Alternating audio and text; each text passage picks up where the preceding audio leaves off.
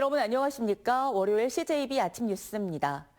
충북에서도 해마다 200건 이상 차량 화재가 발생하고 있습니다. 차량 화재는 일반 화재보다 불이 빨리 번질 수 있어 무엇보다 초기 진화가 중요한데요. 어제부터 7인승 이상 차량에만 적용됐던 차량용 소화기 비치 의무가 5인승 이상 대부분의 승용차로 확대됐습니다. 김세희 기자입니다. 승용차에서 희뿌연 연기가 뿜어져 나옵니다. 소방대원들이 연신 물을 뿌려보지만 본래 차 색깔을 알아보기 힘들 정도로 타버렸습니다. 지난 8월엔 청주의 한 아파트 지하주차장에 세워둔 차량에 불이 나면서 주변에 주차돼 있던 차량까지 피해를 입었습니다. 이 같은 차량 화재는 충북에서는 매년 200건 이상 발생하고 있는데 지난 5년간 10명이 숨지고 33명이 다쳤습니다. 차량은 엔진과 각종 오일 등으로 일반 화재에 비해 불이 빠르게 번질 수 있어 무엇보다 초기 대처가 중요합니다. 차량용 소화기만 갖고 다녀도 사상자와 물적 피해를 크게 줄일 수 있다는 얘기입니다.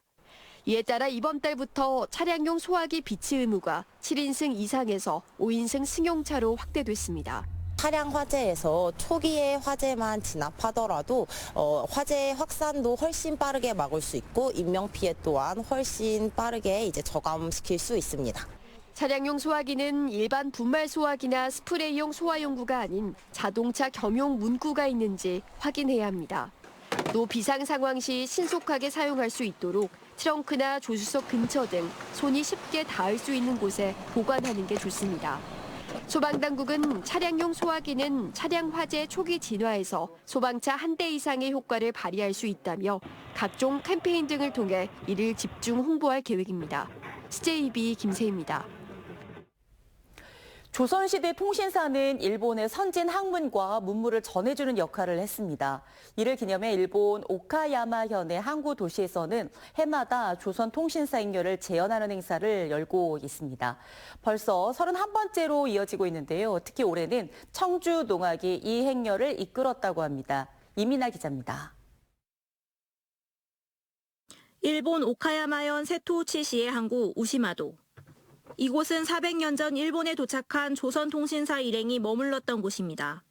당시 통신사들이 남긴 한시와 서화는 지금까지도 보존돼 있는데 일부는 한일 공동으로 유네스코 세계기록유산에 등재됐습니다. 이런 인연으로 이 항구 do시에서는 매년 조선통신사 행렬 재현 행사가 열리고 기념관을 운영하고 있습니다. 感じて嬉しいです。皆さんすごいね、この長い行列を疲れも忘れて頑張ってずっと続けてらっしゃることをみんなね、2人で感動してすごいね。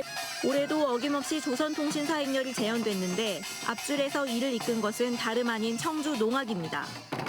지난해 청주시와 세토우치시가 본격적인 문화교류를 시작하면서 청주 농악이 조선통신사 행렬 재현에 초청을 받게 된 겁니다.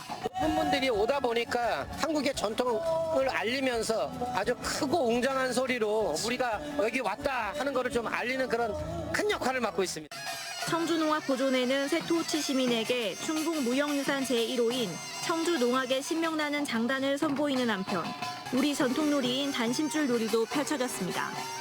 모두가 힘을 합쳐 오색천 가닥을 엮어내는 이 놀이에는 일본 시민들도 동참했습니다.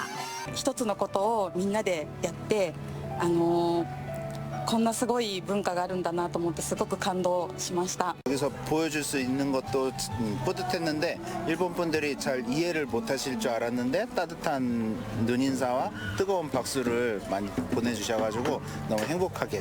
조선통신사 행렬 재현에 청주 농악까지 어우러지면서 올해는 한일 우호교류의 상징에 신명을 더했습니다. CJB 이민아입니다.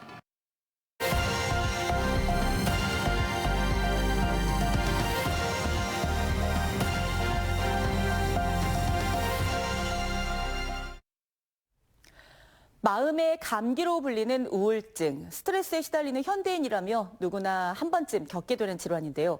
국내 연구진이 수면 패턴을 추적한 뒤 분석해 조울증이나 우울증을 진단해 예방하고 즉시 치료가 가능한 시스템을 개발했습니다. TJB 양정진 기자입니다. 수면 주기를 계속 관찰하는 시계형 기계입니다.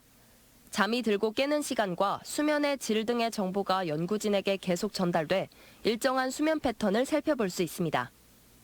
걸음수와 활동량 등 36가지 지표들이 매일 체크돼 데이터가 축적되고 알고리즘을 통한 분석을 통해 진단 결과가 나옵니다. 평소 밤 11시쯤 자고 오전 7시에 일어나는 사람이 더 늦게 자고 늦게 일어나게 되면 이상이 생긴 겁니다. 수면 시간이 일정하게 늦춰지면 우울증, 빨라지면 조울증으로 나뉘며 그 정도에 따라 중증도가 판별됩니다. 수면이 계속 미뤄져서 생체 시계가 뒤로 밀리는 순간 우울증이 올 확률이 훨씬 높아진다는 것을 알게 되어서 수면을 규칙적으로 잘 사는 것이 조증과 우울증을 예방할 수 있는. 그동안 데이터를 통한 정신질환 파악은 심박수나 전화 사용 등 다양한 자료 추가로 판별이 가능했지만 높은 비용이 단점이었는데 이 시스템 개발로 극복한 셈입니다.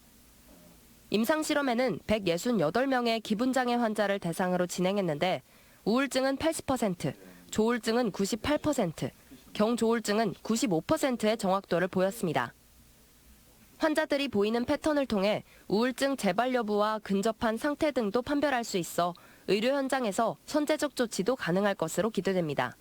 우울증, 조울증 환자가 워낙에 재발을 많이 하는 병인데, 그러니까 이런 정보를 이제 환자분한테 미리 제공해서 생활 습관을 바로잡게 해준다고 하면 재발을 방지하는 효과가 있겠죠.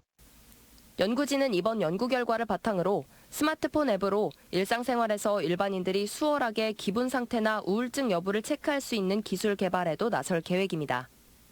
TJB 양정진입니다. 충청북도가 이달부터 산모에게도 의료비 후불제를 확대 지원합니다. 도는 출산 정책과 연계해 모든 산모가 의료비 후불제를 이용해 의료비와 산후조리 비용을 이용할 수 있도록 지원할 방침입니다.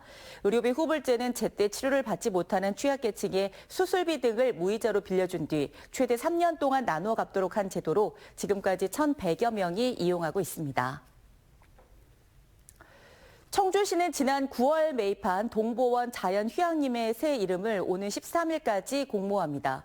새 이름은 고요함이 주는 아름다움을 주제로 동보원 자연휴양림의 특징을 담아야 하며 청주시 홈페이지에 응모 서식을 다운받아 우편 또는 이메일로 제출하면 됩니다. 이번 공모는 새로운 시립 자연휴양림을 시민들에게 홍보하고 청주만의 특색을 갖춘 자연휴양림으로 변화시키기 위한 취지에서 마련됐습니다. 아동 친화도시인 제천시가 유니세프 인증 상향에 도전합니다. 제천시는 2020년 아동 친화도시로 인증받은 뒤 어린이 비만 예방 사업과 유아 건강생활 교육 등 다양한 아동 친화 정책을 발굴해 오고 있는 가운데 지난 4년간의 이행 성과 등을 바탕으로 상위 단계 인증을 신청할 계획이라고 밝혔습니다. 상위 단계 인증은 아동 친화도시 인증 이후 아동의 참여 체계, 전략 수립 등의 10가지 분야에 대한 변화와 이행 실적을 토대로 결정됩니다. 겨울철을 맞아 충청북도가 어제부터 석 달 동안 한랭질환 응급실 감시 체계를 운영합니다. 이 기간 충청북도는 도내 응급의료기관 20곳과 함께 저체온증과 동상 등 한랭질환자를 실시간으로 공유하고 한파로 인한 건강 영향 등을 대응할 방침입니다. 지난 2021년부터 3년간 한랭질환 응급실 감시 체계를 통해 보고된 도내 한랭질환자는 69명입니다. 청주지방법원은 수당을 노리고 후배들을 다단계 회사에 강제 가입시킨 중학생 A군에게 징역 장기 6개월, 단기 4개월을 선고했습니다. A군은 수당을 받기 위해 지난 1월부터 2달간 후배 11명을 자신이 근무하고 있는 다단계 업체 사이트에 가입하도록 강요한 혐의로 재판에 넘겨졌습니다. 소년법에 따라 19살 미만의 소년에 대해서는 형량을 장기와 단기로 나누어 신고할 수 있습니다. CJB 아침 종합 뉴스를 모두 마치겠습니다. 고맙습니다.